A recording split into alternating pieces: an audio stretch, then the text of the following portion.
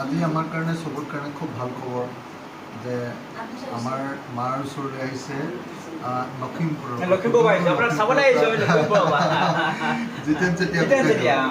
আৰু এয়া বৌ আমাৰ বৌ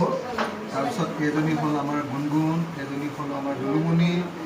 আমাৰ ঘৰৰ ছোৱালী একেজনী গোটেইকেইজনী তেখেতসকলে মোৰ আটাইতকৈ ভাল লাগিছে যে চাওকচোন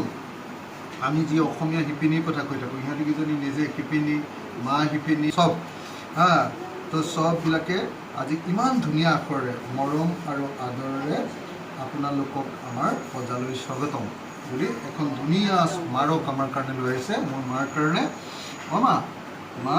লখিমপুৰৰ পৰা গুণগুণ চেতিয়া তাই খুব বিখ্যাত ছোৱালী আৰু দুলুমণি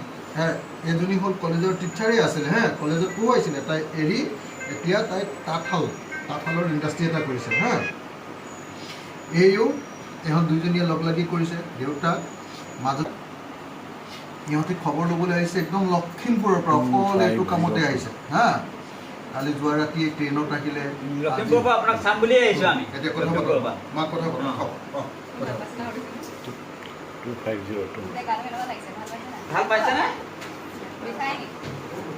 খাইছে ভাত পানী খাব পাৰে নে কি খাই ভাল পায় আপুনি ভোক নালাগে ভাত খাবলৈ ভোক নালাগে ভাল পাব চিন্তা নকৰিব আপুনি এইটো লক্ষী ল'ৰা পালে চিন্তা নকৰিব আমাৰ ঘৰলৈ গৈছে লক্ষী আপুনি চিন্তা নকৰিব ভাল হ'ব নাকান্দিব ভাল হ'ব